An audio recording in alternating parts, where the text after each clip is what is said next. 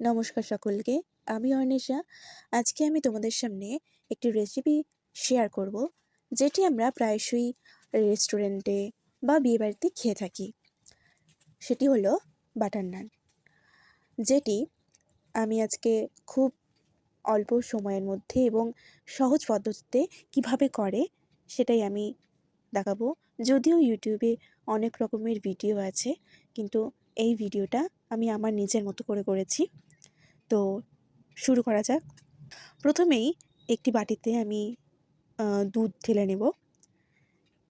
তারপরে দুধের মধ্যেই কিছুটা জল অ্যাড করব, তারপর নুন, বেকিং সোডা, তারপর পরিমাণ মতন চিনি।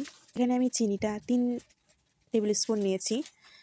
চিনি নেওয়ার পরে আমি দিয়ে দেব তার মধ্যে তেল, সাদা তেল। সাদা তেল দেওয়ার পর আমি দিয়ে দিচ্ছি এর মধ্যে টক দই। টক দই দেওয়ার পর আমি এই মিশ্রণটাকে চামচ দিয়ে একটু ঘেটে নেব। দেওয়ার পরে আমি একটি পাত্রে ময়দা নিয়ে নিয়েছি, যার মধ্যে এই যে মিশ্রণটা সেটা আমি ঢেলে দেব। ঢেলে দিয়ে এবার হাত দিয়ে সেটাকে মেখে নেব। মেখে নেওয়ার পর এরকম অবস্থায় এসছে। তারপরে হাতের সাহায্যে একটু নরম করে মেখে ওপর দিয়ে সাদা তেল দিয়ে দেব। দিয়ে কিছুক্ষণ ঢাকা দিয়ে রেখে দেব। প্রায় আধ ঘন্টা 45 মিনিট মতো আমি রেখে দেব। এই মেখে রাখা মণ্ডপ থেকে গোল গোল করে লেচি কেটে নিয়ে হাতের সাহায্যে গোল করে চেপে চেপে বেলুনির সাহায্যে বেলে নেব।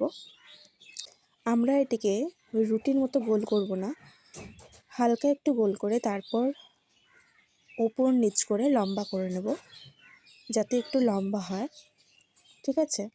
এবার তার উপর দিয়ে কালো জিরে এবং ওপর দিয়ে ধনেপাতা ছড়িয়ে বেলুনির সাহায্যে একটু বেলে নেব, যাতে জিনিসটা ওর মধ্যে ঢুকে যায়, মানে বেরিয়ে না যায়। এইভাবে একটু হালকা করে বেলে নিতে হবে।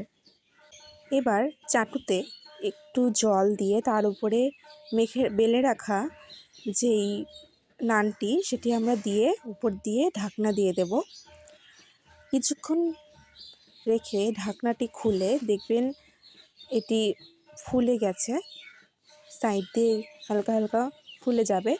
দিয়ে চাটুটি উল্টে গ্যাসের চুলার আগুনে পুড়িয়ে নিতে হবে, যাতে ওপর দিকটাও একটু সিদ্ধ হয়ে যায়। এবার পুড়িয়ে নিয়ে যখন হয়ে যাবে, তারপরে খুন্তির সাহায্যে সাইড দিয়ে উঠিয়ে প্লেটে নিয়ে নিতে হবে। তারপর মেল্টেড বাটার লাগিয়ে নিতে হবে। দিয়ে আমাদের নান পুরো রেডি। এবার এটিকে আমি পনির বাটার মশলার সাথে সার্ভ করেছি।